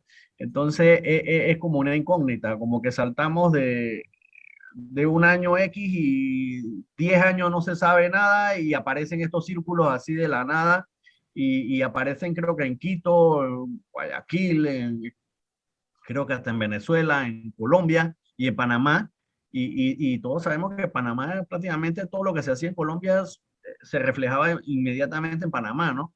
Entonces, ese espacio se perdió en la historia, ¿no? No se encuentra. Así que te preguntaba de nuevo para ver si ahora que has revuelto esto, has visto algo de eso. No existen. Es decir, ni siquiera de las primeras marcas. Hay una pequeña indicación de que encontró uno de los investigadores españoles en el Archivo de Indias de 1770, donde hay una orden para construir unas marcas en Cartagena. Creo que José Manuel López escribió algo al respecto, que él encontró unos residuos en el Archivo de Indias. Pero a partir de eso no hay nada más. Y esa diversidad de marcas que existen en la Nueva Granada, porque los hay de todos los tipos, no hay ninguna legislación, ni siquiera en la época republicana. Entonces, yo he buscado en algunas partes a ver si hay alguna forma de que diga, mire, la marca hay que hacerla de este tipo. Hay alguna uniformidad en algunas poblaciones, perdón, tengo una cosa en el ojo. Pero no hay ninguna legislación que yo conozca. Y esa de Panamá, digamos, la más antigua que yo conozco en círculo, es una marca de 1823 de Panamá. Pero esta de Cúcuta es de comienzos del siglo XIX y es muy curiosa porque es una marca, se ve perfectamente que las dos, la de origen y la de porteo, son circulares. Y ninguna otra ciudad utilizaba marcas circulares. Entonces no sé, era tal vez como al libre albedrío o a la imaginación del administrador de correos en su momento que mandaba hacer sus marcas como le pareciera, ¿no? Más bonitas. Ahí por agregar, a veces me ha quedado la teoría de que pudo haber sido la independencia, pues, de Nueva Granada, de España. Y bueno, arrancaron con lo que tenían, porque en 1821 prácticamente casi que toda la Nueva Granada se independizó de España y ustedes lo hicieron antes y nosotros un poco después, creo que fuimos uno de los últimos y ahí empezaron, como esa marca, como dijiste, la más antigua se conoce de 1823, ¿no? O sea que prácticamente sí, ahí estaría más o menos el proceso. Empezó el desorden, no había un orden porque se perdió ese vínculo, ese cordón umbilical hacia el Imperio Español y pues, entonces creo yo que esa es la conclusión que yo he llegado, ¿no? Que prácticamente arrancaron con que, bueno, lo que están haciendo en Colombia, esto, ok, vamos a hacer esto mismo acá en Panamá. Y listo. Sí, seguramente, y por eso es tan apasionante la historia postal, ¿no? Porque es que es escarbar y escarbar, escarbar, y de pronto encuentra algo, ¿no? Y eso hace la historia postal interesante, ¿no? Por eso yo te digo, Eduard, que en los archivos de Panamá tiene que haber muchas cosas. Y hay que ir allá y dedicarle un tiempo. Yo estuve en algún momento tentado de ir a Panamá, pero no se me dio la oportunidad, pero sería, como hay otros proyectos también de hurgar en otros archivos, pero ahora con este COVID no nos deja mover, no nos deja ni entrar a España, entonces... Yo te llevo a ver que encontramos los archivos nacionales, creo que mucho, gata. No, pero sí debe haber cosas en Panamá interesantes. Está bien, gracias. Sí. Felicitaciones por la charla. Bueno, gracias. ¿Puedo compartir el sobre? Sí, claro. Déjame tratar a ver si puedo.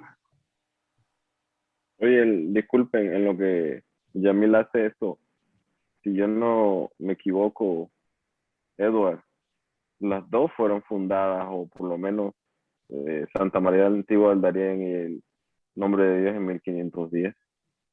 Sí, lo que leí es que es la más antigua que se ha habitado continuamente, ¿no? O que todavía, okay, que todavía está en existencia, ¿será? No sé si ven el sobre este. Pero no se ve bien, tendrías que agrandarlo, Yamil. Sí, se ve el file, no se ve el archivo mismo. ¿Se ven así o no? No, estamos viendo el Internet, el Windows Explorer Pictures Library, pero no la... No Déjame ver si lo puedo hacer de otra forma. Abre la imagen y después entonces jala la imagen. Ujú. Ya no tengo la imagen abierta, agrandada, no se ve, ¿no? No. No, Bájate y entonces busca la imagen y jala la imagen.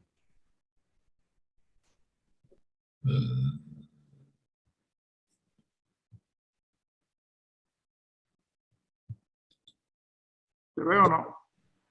No. Déjame ver si lo puedo hacer de otra forma. Disculpen mi inhabilidad de... Abre la página para ti y después la compartes. Sí, es que lo tengo como un PDF, como un image file, ¿no? Ah, Déjame ver. Bueno, la primera ciudad ahora que estaba mencionando siempre fue Santa María la Antigua del Darién, que se fundó sí, en 1510. De ahí partió todo, de ahí partió la primera ruta por tierra que fue el descubrimiento del Mar del Sur por Vasco Núñez de Balboa. En la charla que di el año pasado, pues ahí explico pues, la primera ruta, el primer camino que se hizo, que es prácticamente, hay hasta un mapa de ese camino que fue prácticamente ignorado por muchos años porque después el camino real fue el que fue adquiriendo más importancia, ¿no? Que era el camino hacia nombre de Dios y después los problemas que tenía nombre de Dios, más que todo eso que la bahía se bajaba, los barcos no podían llegar y todo ese tipo de cosas, se cambió a Portobelo, ¿no? Y después, sí, ya después se hizo una ruta por el Chagre y vino un poco más abajo y la ruta era Portobelo Chagre, entrando por el río Chagre. En esa esquina todavía existe parte de la fortificación de Chagre y era el castillo por el que prácticamente, o la fortaleza por la que protegían el río Chagre y por ahí entraba el correo. Es más, por ahí entraron los piratas, Morgan y toda su comitiva a pie, ¿no? A destruir la ciudad de Panamá, ¿no? Siempre ponen barcos destruyendo la ciudad de Panamá y en realidad los piratas llegaron fue prácticamente a pie, ¿no? Tuvieron sí. muchos días, ¿no? Yo no entiendo cómo siempre ponen los piratas llegando a la ciudad de Panamá en el Pacífico en barco y en ese momento creo que no había ni, ni muchos barcos del área.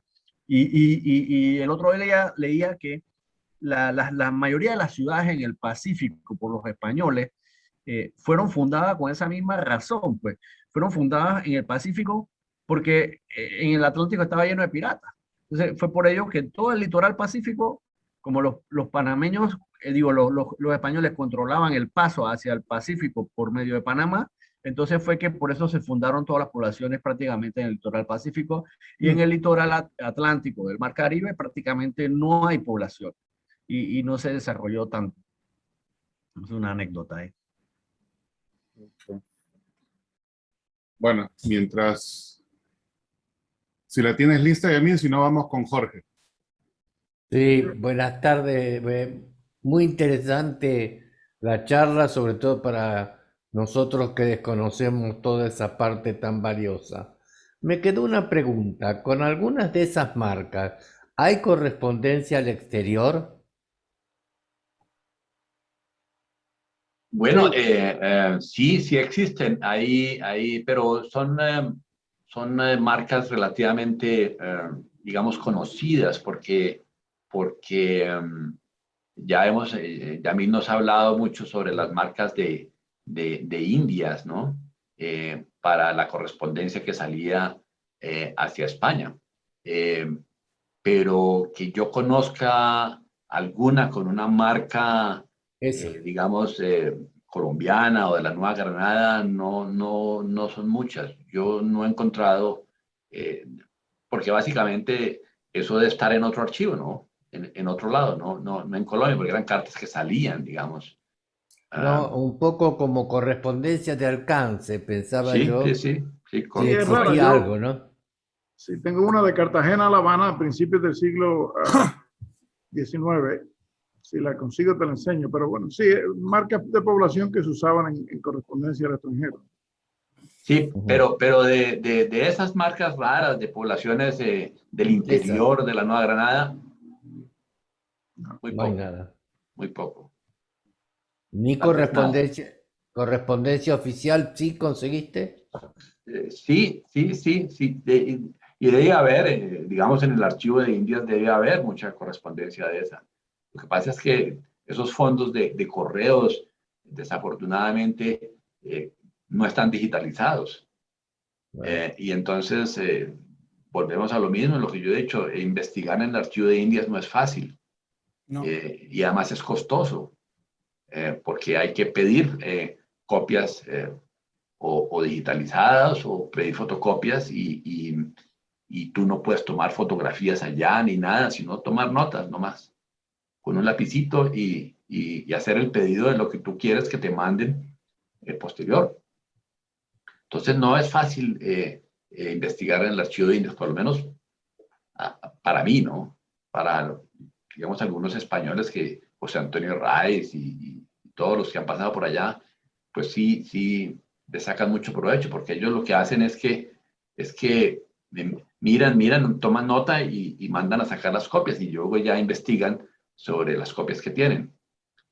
Una de las, para mí, las desventajas que tiene el archivo de Indias es que no está, la descripción es muy pobre.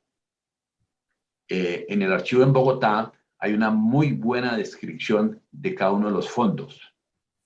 De hecho, hay una parte del archivo dedicada a la descripción. Entonces hay unos funcionarios que cogen todos los archivos y folio a folio van haciendo un pequeño resumen de qué se trata. Entonces tú en un fondo puedes más o menos investigar que si es el proceso de no sé qué contra quién, que si es la carta de fulano contra fulano. No. En el archivo de Indias le dice correos 119, no sé qué, carpeta 3 y ya. Y en la carpeta 3 puede haber 50 documentos. ¿Y qué hay en los 50 documentos? Pues tienes que mirar uno por uno.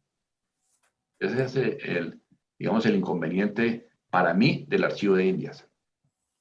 Gracias. El día que todo eso lo digitalicen, pues se facilita muchísimo la investigación. Pero hasta ahora no es fácil. No es fácil, ¿no? Bueno. Oye, Yamil, yo tengo tu carta abierta aquí si quieren verla. Está bien, yo la tengo lista también. ¿Qué prefieres? Enseñarla Tú dale, no, dale tú.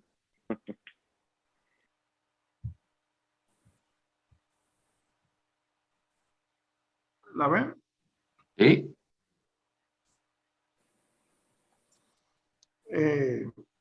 Fue escrita por un capitán inglés capturado por los españoles, llevado a Cartagena, se quedó en casa del gobernador del general de la región, juró lealtad a la corona española por 5 años, lo dejaron en libertad para mantener los negocios que tenía de madereros en la costa de los Mosquitos. Y aquí hay una carta que manda a un familiar en Inglaterra, demostrando el triángulo. Cartagena estaba en Portobelo cuando escribió la carta esta. Entrando por Trinidad, aquí ven la marca Trinidad de Cuba, la única que se conoce de este tipo de marca. De ahí fue a La Habana, donde se puso en el correo marítimo y se le puso la marca Isla de Barlovento, fue a La Coruña, pasó por tierra hasta Francia, donde se tasó 16 soles. De ahí pasó a Inglaterra, donde se tasó 2 chelines y 2 peniques. Vamos, una carta excepcional en mi humilde opinión. Una maravilla. ¿Y esa la tienes tú? Sí, sí. Un día tendré que dar una conferencia de la correspondencia Hodgson. La mandó Roberto Hodgson, que tiene una historia fascinante de su familia en la costa de los Mosquitos, y la correspondencia también es fabulosa. Lo poco que se conoce, ¿no? Sería muy bueno esa historia, es muy interesante. Yamil, a mí me encanta, ¿no? Y me gustaría que la compartiera, que a lo mejor tienes Sí, algunas en mi tiempo anécdotas libre más que cuando voy contar. a preparar la charla. Esa es muy interesante. Lo bueno es que tenemos fechas Hay disponibles. hasta correo, digamos, privado, ¿no? Una de esas cartas es de un correo prácticamente privado. Sí. Sí, bueno, mandaba sus propios buques llenos de madera. Tenía un negocio sumamente lucrativo. Llenos de madera por vía de Jamaica hasta Inglaterra. Ujú. Bueno. Seguimos. Guillermo Llosa. Hola, ¿qué tal? Muy buena presentación, Manuel. Gracias, Guillermo. Solamente un comentario. Hay marcas estabas hablando de las marcas Debe y decías que solamente se encontraban en Colombia, pero yo he visto Piura Debe en el norte del Perú y si no me equivoco también hay Tumbes Debe. No las tengo para mostrarlas, pero te las puedo buscar y mandar si quieres. Yo justo esa era mi pregunta, si quieres la voy compartiendo, porque tengo el Piura Debe. ¿La ven ahí? Sí, pero ese Piura es muy republicano. Sí, es republicano, es del 56. Correcto. Pero es la única Debe que existe y este está acá. Uh-huh. Ese es muy republicano y bueno, ya cada cual con su correo independiente, ¿no? El que tú mencionas Debe era colonial. Sí. Ah, ok. No, en Perú no hay nada colonial. Que yo sepa. No sé si tú lo has Sí, visto. no. Por eso yo me refería al tema colonial. Existe algunas marcas de Ecuador, pero como le digo, todo eso estaba dentro de ese mismo, digamos, círculo, ¿no? Capitanía de Venezuela, la Nueva Granada y la Audiencia de Quito. Pero por el resto no hay nada más. Es decir, de pronto Tumbes y ya se asimilaba más a Ecuador y estas, pero ya muy republicanas. En la época colonial yo no he visto en ninguna otra parte el Debe. Y Piura está en la carrera de Cuenca, ¿no? Piura y Tumbes. Sí. Sí. Pero republicanas, Juan Pablo. Sí, republicana, sí. Ya. Entonces, coloniales, no, yo no he visto en ninguna otra parte. Okay. No deja de ser bastante curioso ese tema, ¿no? Así es.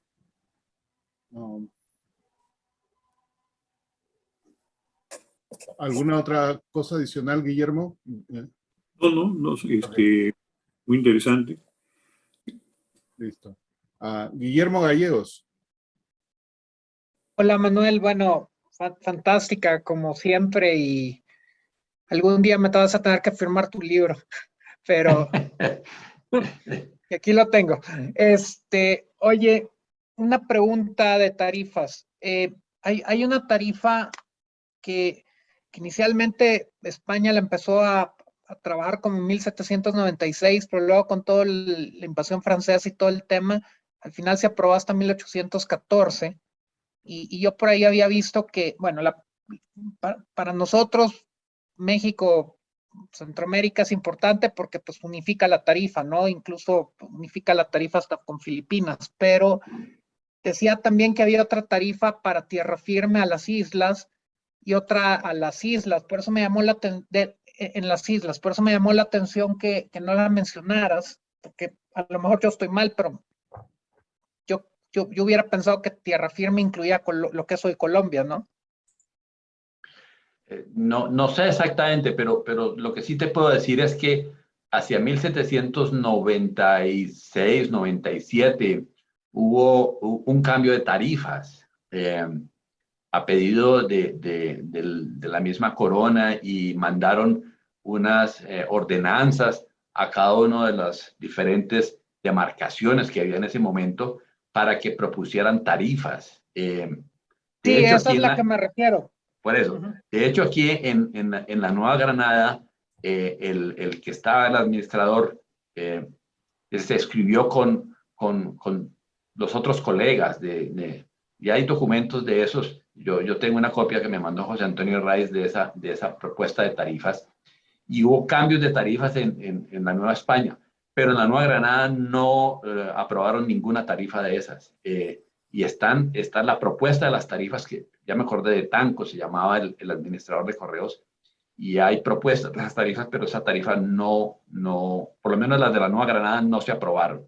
Las de la Nueva España sí se aprobaron y tal vez de Cuba y otras demarcaciones, pero en la Nueva Granada no se aprobaron. Por eso siempre se mantuvieron las que puso Pando en 1770 hasta 1825, ¿no? Ah, ok, gracias. Sí. Y de hecho creo que las de Nueva España se empezaron tuvieron efecto con anterioridad a la ordenanza esa. Creo que fue en 1812 que se comenzaron a aplicar, aunque oficialmente no fue hasta el 1814. Sí, exacto. ¿Puedo compartir otra vez mi pantalla? Claro. Dale.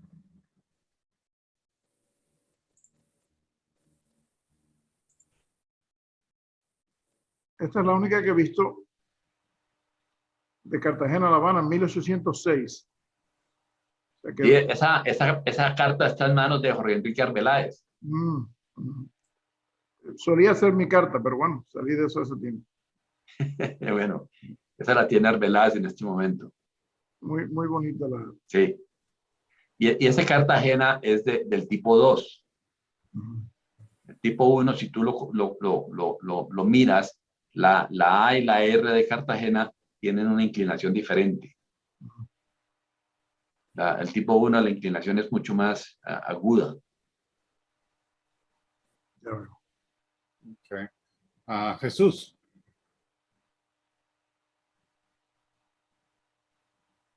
Buenas noches. Pero felicidades, Manuel, por tan linda exposición y tan bellos ejemplares. Mire, yo pienso que está muy acertado con el tema del debe colonial, tanto para Colombia como para lo que significó la influencia en esas rutas hacia poblaciones venezolanas. Y obviamente que Venezuela parece que siguió la tradición más allá en la época republicana, incluso bastante bien entrado ya el periodo filatélico, porque se siguió usando el debe y el franca, sobre todo el franca, ya en el periodo filatélico. Mientras ustedes charlaban, yo estuve tratando siempre me ha interesado el tema de la fundación de las poblaciones. Y parece que Cristóbal Colón sí estuvo paseando por la zona de Nombre de Dios en 1502. Y le llamó a ese territorio Bastimentos, ¿ok? Pero no fundó ninguna ciudad. Ambas ciudades parece que fueron fundadas en 1510. En Nombre de Dios fue fundada por Diego de Nicuesa, y Santa María la Antigua de Dairén, aparecen dos personajes fundadores, Martín Fernández de Enciso y Vasco Núñez de Balboa. Ambas ciudades en 1510. El tema es que Santa María de Dairén fue en 1524 y Nombre de Dios, por eso que ustedes decían de la profundidad de las aguas, pero también porque sobre todo Francis Drake la saqueó en 1572 y luego la quemó en 1596. Ahí fue cuando la flota decidió ir a Portobelo. Eso es todo. Muchas gracias. Luego yo seguiré.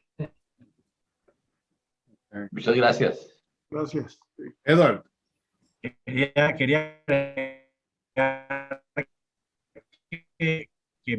bueno, Panamá tiene los francas y los debe. La primera pieza esa conocida es de 1788, y esa creo que me la pasaste vos, Manuel.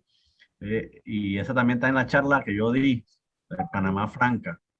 Y ahí aparecen también en colonial las debe. Y ya después en la época republicana se dieron un poco más y aparecieron los famosos círculos, esos que nadie sabe de dónde salieron, con los debe y con los franca, y hay hasta un debe que tiene unos asteriscos que en lo personal pienso yo que eso era un debe recomendado o algo así. Sí. pero tampoco no se sabe qué son esos asteriscos, ¿no? Cada vez que veo los asteriscos que comparten en las cartas esas que pones, o las estrellitas esas, que son como, Sí. como Certificadas. eso me recuerda tanto esos círculos redondos con ese poco asterisco que digo, eso tiene que ser algo certificado, recomendado o algo así, pero tampoco no hay legislación, ¿no? Pero Sí, Panamá seguro. sí tenía era un espejo lo que sucedía. Prácticamente Panamá Claro. era un pueblo, No, era un pueblo de esa Colombia, parte, prácticamente. sí, esa parte era muy relacionada. O sea, Panamá, Venezuela, la Capitanía y Ecuador, ¿no? Entonces, se reflejaba mucho toda la parte postal en esa zona. Pero de ahí para adelante, diferente. Gracias. Muy bien. ¿Alguna pregunta o comentario final para Manuel?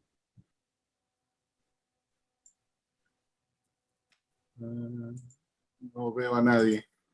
Manuel, muchas gracias. Muy interesante como siempre y muy bien documentada presentación. Bueno, Máximo. muchísimas gracias y espero no haberlos aburrido mucho. No, Muy nunca. amables. Claro. Gracias. Bueno. Y el día de mañana.